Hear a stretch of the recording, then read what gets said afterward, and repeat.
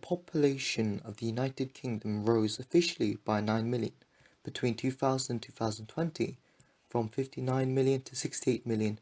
This figure does not include millions more undocumented illegal immigrants. Many of the left and right have their view on this matter.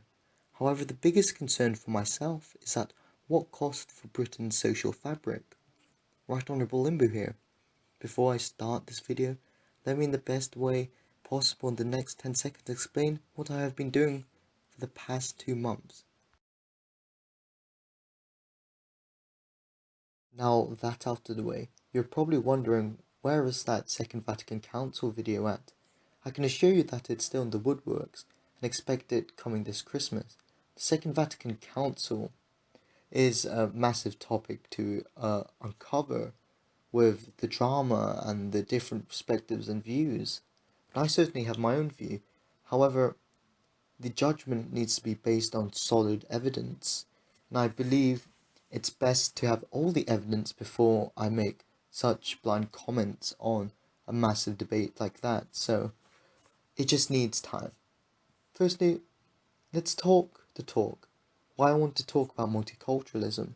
Well, it's been on my mind for a solid year to make a video on, and something which hits the cherry on top with this recent parliamentary petition observed with 10k signatures of people residing in the UK, them being to quote, make the day of Diwali a public holiday and require Sikhism to be taught in UK schools from reception upwards.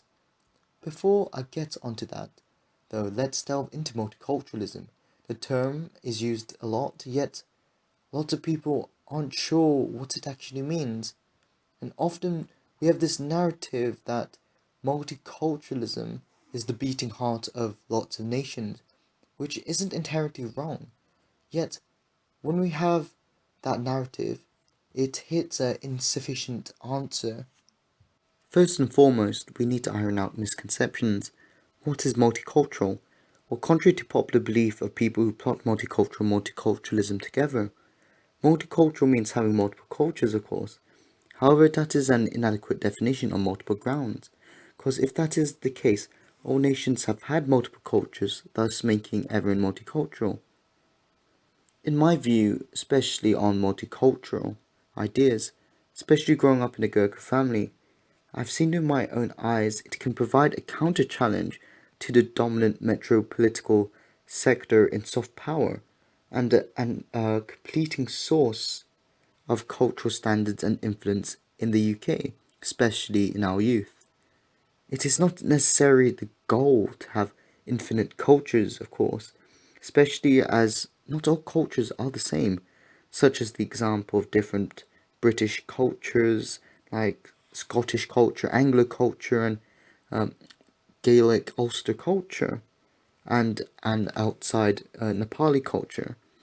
However, if I want to get back onto the point, having a different culture in place, such as Nepali culture, it was always the idea that Nepali culture wasn't the same as British culture, as it was inherently foreign from European civilization. But what made up for that was the privilege to be in the UK, and as such to fight for the traditions and society it once had. Britain, as a staple of Europe, shouldn't be tainted for the sake of appeasement in the eyes of most Nepali Gurkhas.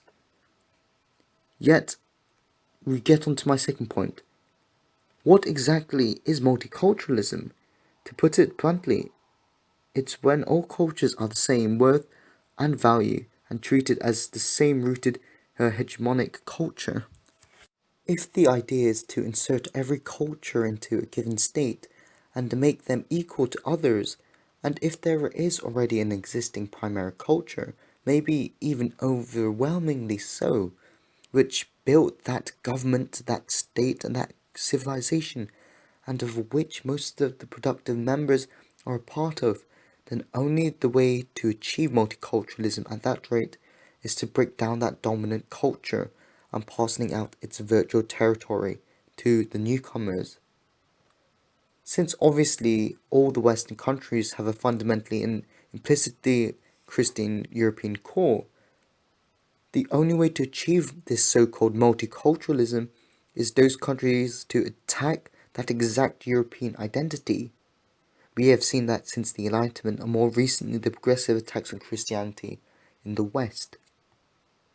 By attacking and debasing what is best in your nation in order to bring it down to level of which is not, what you get, like presented is in the UK, an empty plastic culture. For example, we have this so-called West Indian Afro-British culture mixed in since the Windrush generation.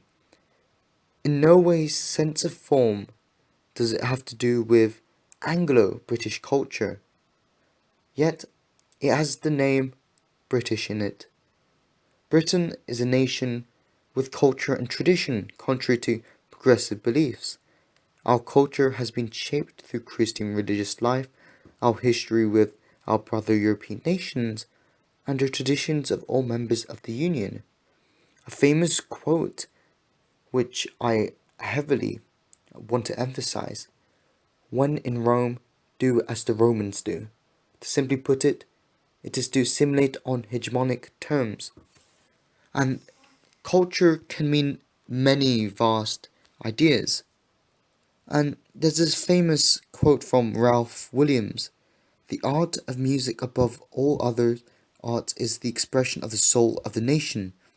The business of finding a nation's soul is a long but slow one, at best, and a great many prophets will be slain in the course of it.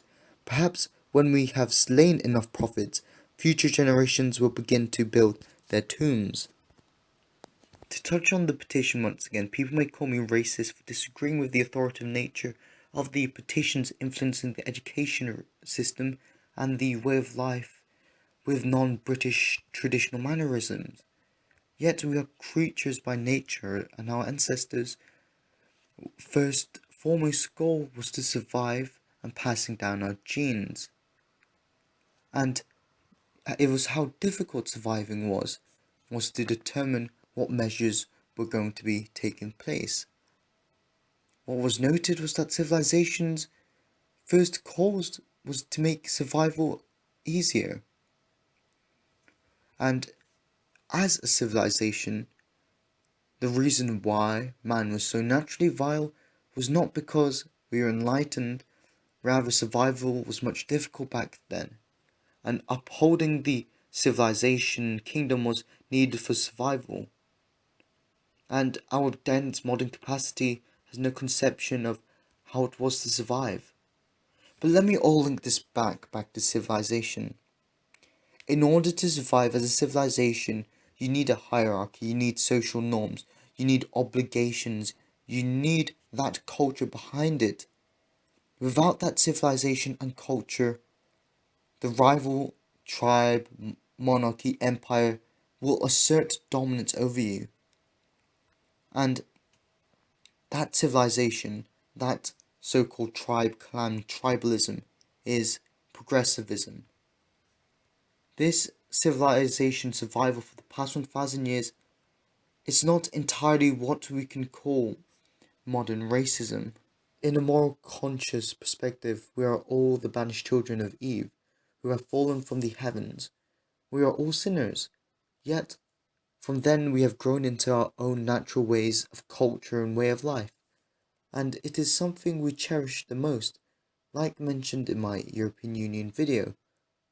Nationalism, a pure-blinded nationalism, where we idolatize the state, is not the way forward, yet it is legitimate for nations to care for their own nation's traditions and well-being, like simplified of Pope Pius XII's quote.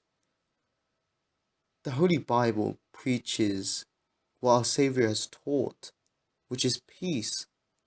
However, when multiculturalism is in the way, Christianity, like mentioned earlier, itself is threatened, then it is all Christians' duties to defend that is all is holy. It is time for the Christendom, the West, to think about fighting under a banner against multiculturalism in the name of God. To conclude this video, Victoria Cordia Crescit, victory through harmony.